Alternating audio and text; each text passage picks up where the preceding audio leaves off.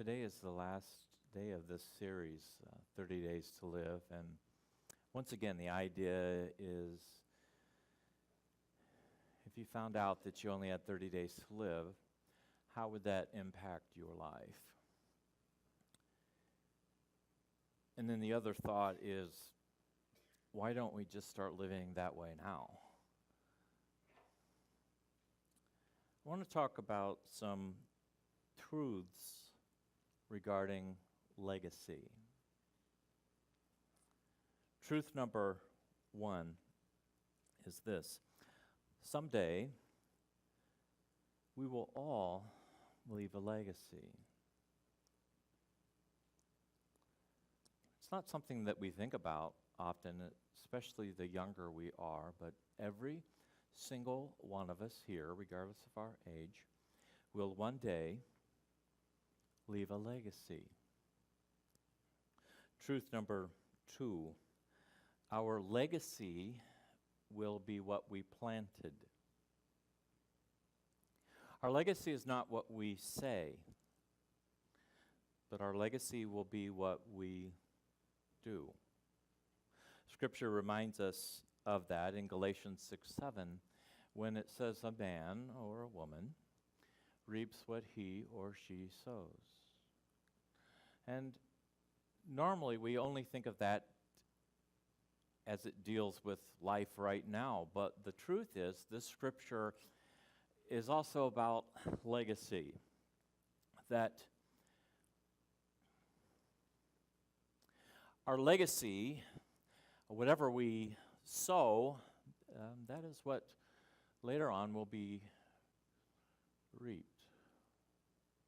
Truth number three: so legacy is a noteworthy topic with 30 days to live.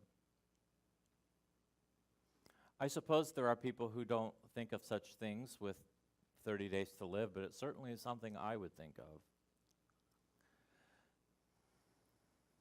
And as I've been dealing with this topic this week and studying for it, it's something that I've really been thinking of a lot.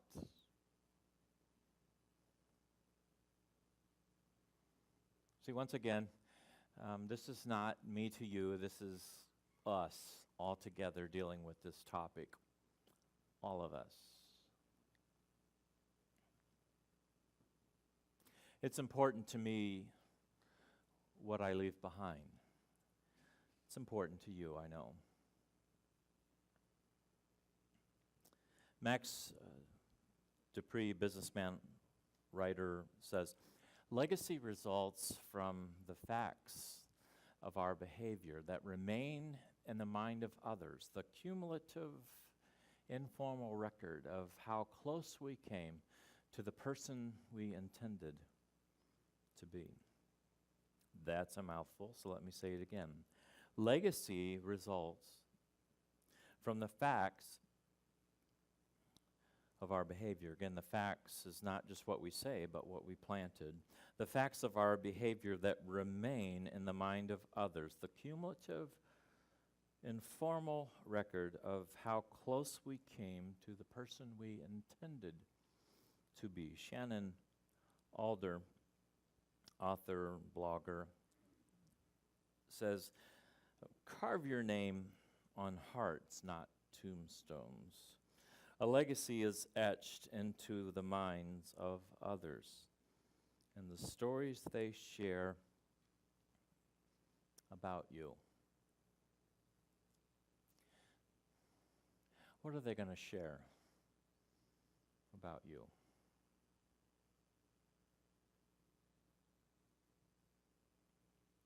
Let's work on the definition of the word here for just a moment.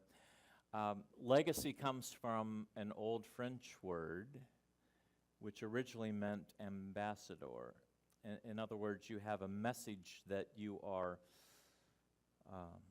conveying. You're like an ambassador. Legacy is the message that goes on and will be shared later on about your life.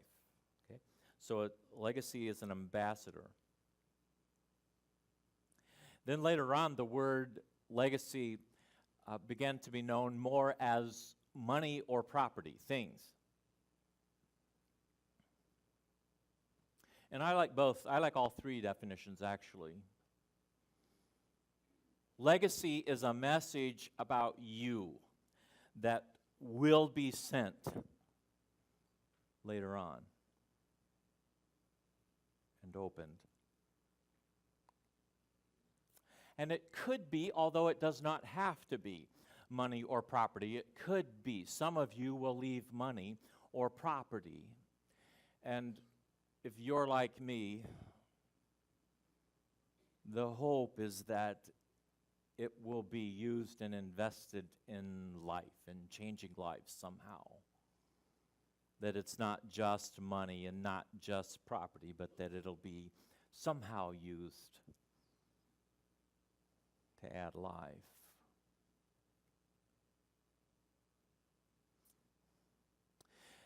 And then legacy, I also saw defined as something you touched. I like this.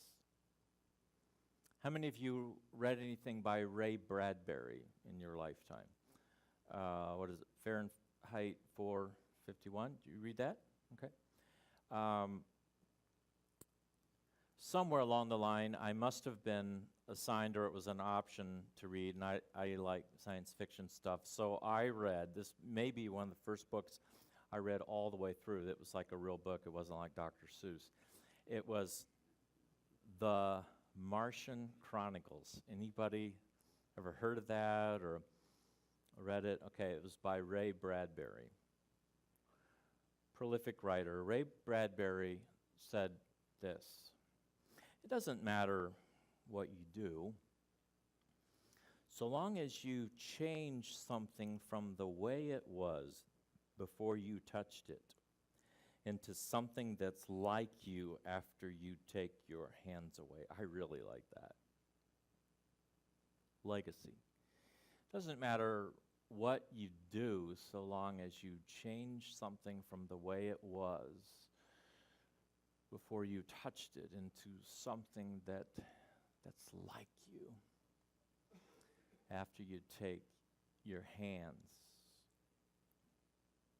away. So, again, working on this word, I think it is a combination. It can be a combination of all three.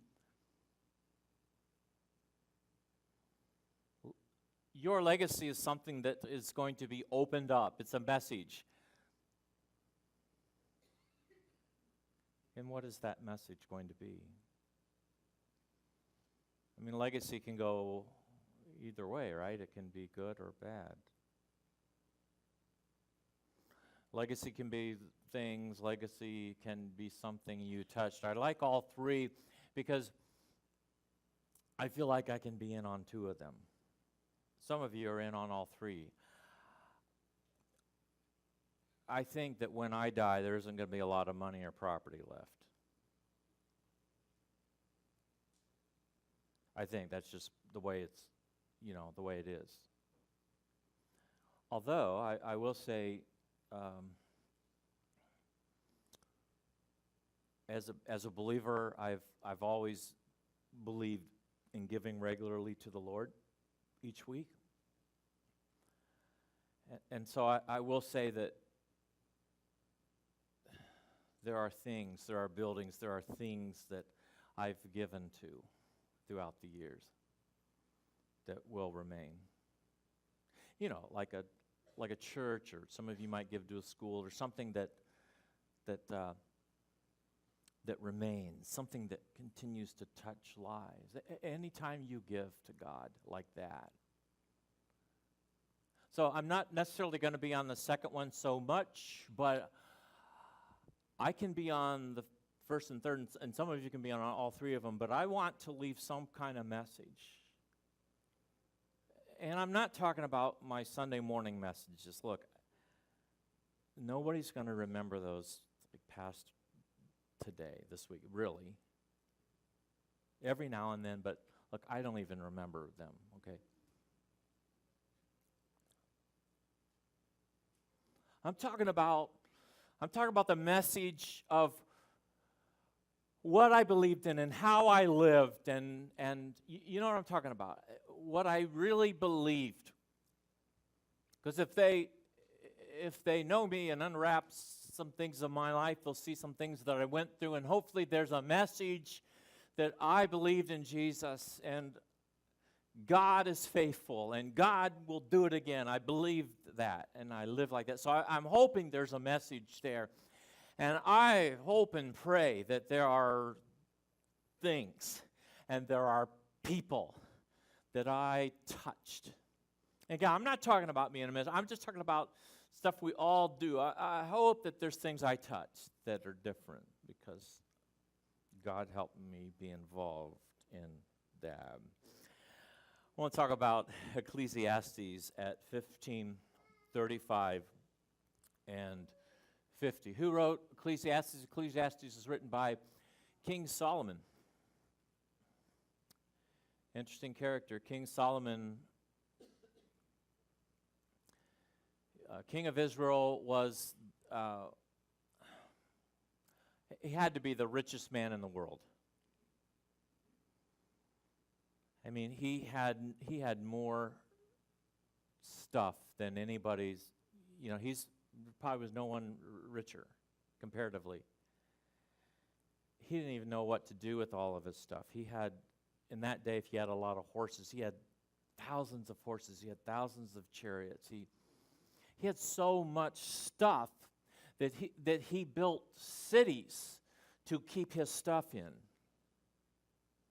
like his chariots and so forth.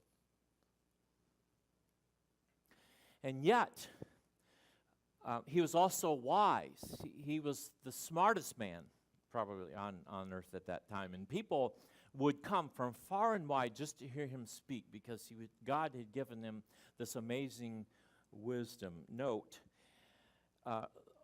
wisdom doesn't necessarily mean that you make the best choices, because he didn't. Somehow you can be super wise and still, there's the temptations and you can do really dumb things with your life. And that was kind of Solomon. So he's totally rich, he's totally famous, and he's very wise, and people would come all from far and wide to hear him speak. But all of that didn't satisfy him, because those things alone don't do it. They don't really fill our soul, that place in our heart, our soul that is shaped like God. And it frustrated him. And so Ecclesiastes is a book that is spoken out of frustration. Like, I have everything, but I'm not satisfied. And it's kind of a cynical look at life. And I'll give you just a flavor in chapter 1, verse 2. He says, meaningless, says him, the teacher. Utterly meaningless. Everything is meaningless. Like, he's a guy you wouldn't want to invite to a party. Talk about Debbie Downer. Sorry for all of you that are named Debbie. It was just you've all got our things. Like, I'm Thomas, so I got like Doubting Thomas, right? And John has like Dear John letters, so, and Matt's got doormat, and so there's, they're things. So we just need to, okay, Debbie Downer, no big deal. So this guy is, he's got everything, and it's not satisfying him, and so he just says, like, it's all meaningless. Go on, and it says in chapter 2, verse 8, he says, I amassed silver and gold for myself, and the treasure of kings and provinces. See, when they would, in that day, when you would defeat another nation, you would get all the king's stuff. And so he had not only his stuff, but all the other king's stuff. So I amassed all this, and I acquired male and female singers, and a harem as well, the delights of a man's heart.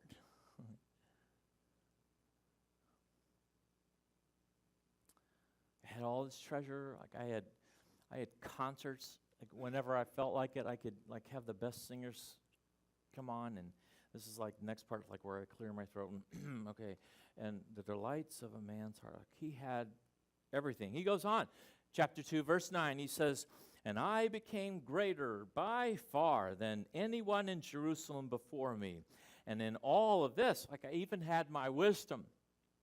I had everything. Richest. I had entertainment. I was smart.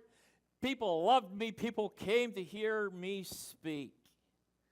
Ecclesiastes 2:10. Look at this. I denied myself nothing my eyes desired.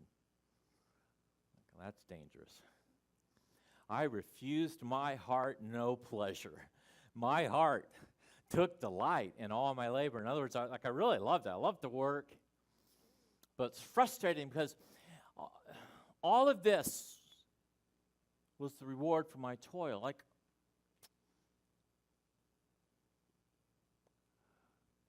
all I got was good singing. All I got was more money. All I got was palaces. Isn't there more?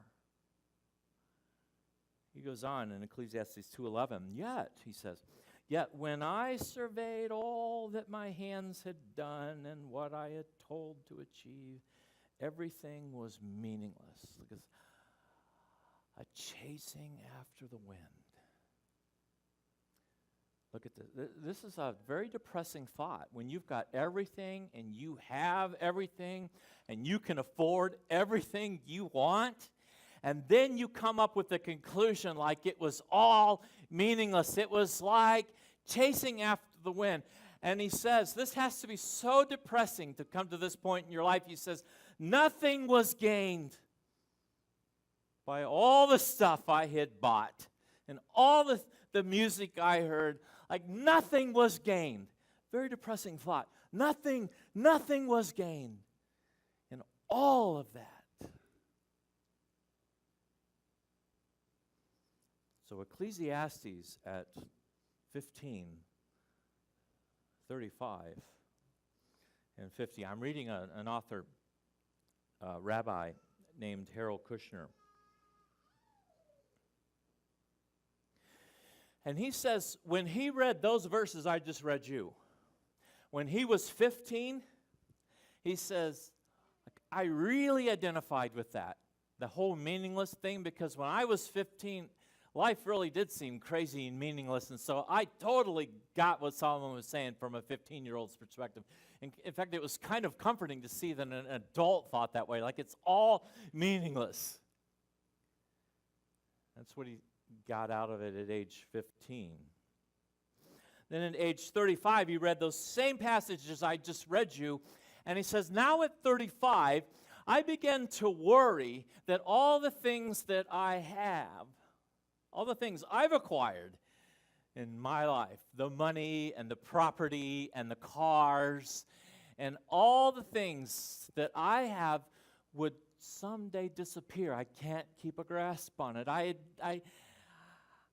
didn't just identify with it, but now I started at 35 to worry that I couldn't keep all my things. And then he says, when I read it at 50,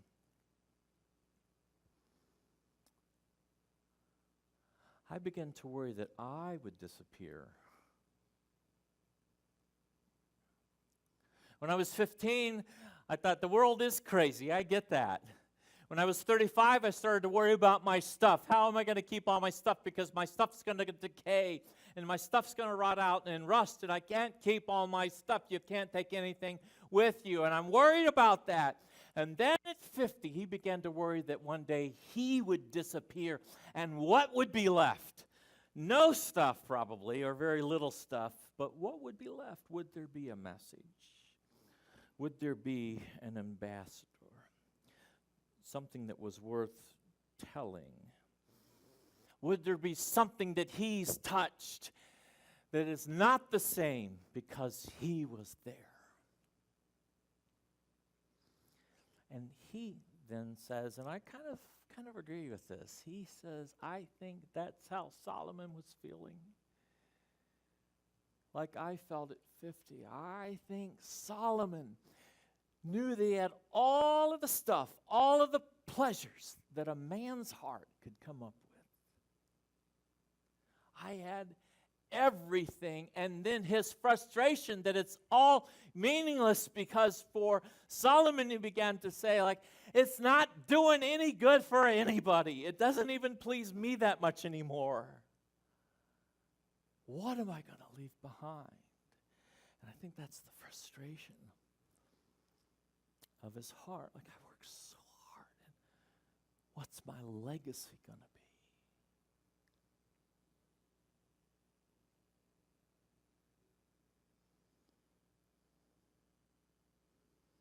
I will say, and Solomon didn't understand this, he couldn't have.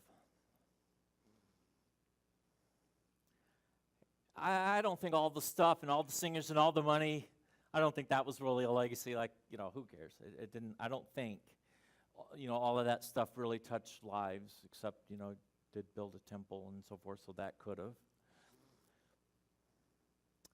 But in all of his confusion in life, and even the times of unbelief and all of the mixed up thinking that the smartest man in the world had, there were moments that God spoke to him very clearly, and he allowed that to happen, and somehow those words were recorded. And so to this day, even though he says his life was meaningless, to this day, we still get encouraged from parts of Psalms that were written through this man, Solomon, and from parts of Proverbs. To this day, there's something of his life,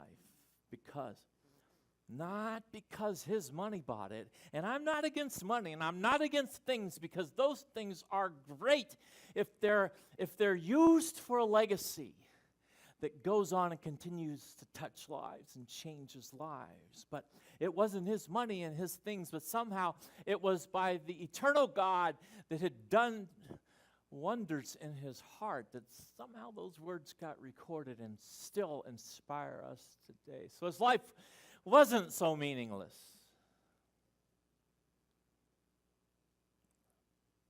Here's a thought.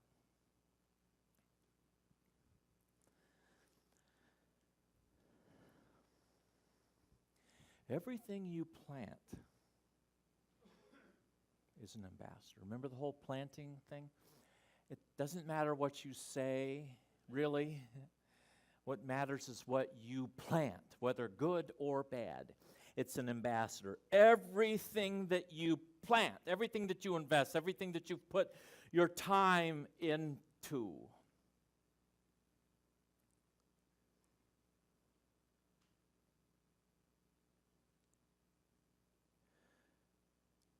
everything that is you, whether it's positive or negative, is an ambassador and will be opened up later on, somehow, some way. Whether it's money or property or things that you touch, it's going to be opened up. And here's an interesting thought. Legacies that last are purposed by God. And I really have to restate that a little bit. Because there are legacies that last that aren't purposed by God. Okay? When you think of some of the evil people that have existed in the world, they're bad legacies, but I was just thinking in a more positive tone when I jotted this down. So, this is what I believe. Whatever lasts that is positive and good and life-changing about your life, whether it's a message, whether it's money or land or something you touch, I believe this, that it was purposed by God before you were born. You see, I believe that our lives are not just for this moment, but I believe that God created us with a purpose that would go beyond our death. I believe that when we are born, there's such design and purpose to our life that God intended us to be involved in things that would just love Him, that would love people, and that would change the world in some way. I fully believe God planned our life not just for now, but for the later when it's opened up after we're gone. I think God's got so much design and planning that there's that. God's thinking about what your life will do after you're gone. Don't discount yourself. Don't say, stop saying, well, I'm not a minister and I don't stand up in front of people. Don't stop saying that. You are you, and God has placed you in your life, in your sphere of influence, and you can make the world different because you touched it. And that's enormous. That's big.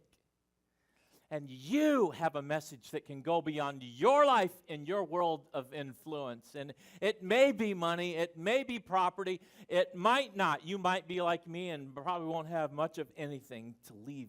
But I can leave a message.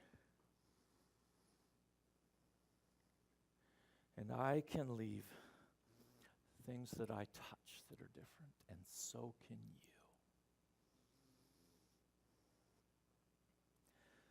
So it's worth thinking about, isn't it? You. It's worth thinking about, regardless of your age. All of you, we're making a legacy.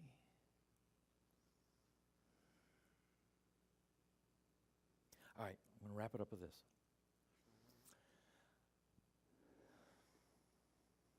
So here's some questions. What do I intend to leave as my legacy?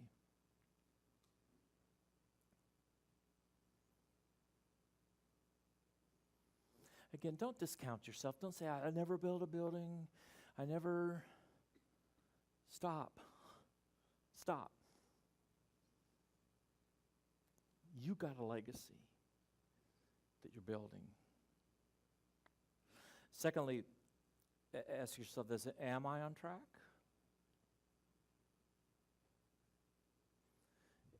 Am I on track? And I don't think any of us are totally on track.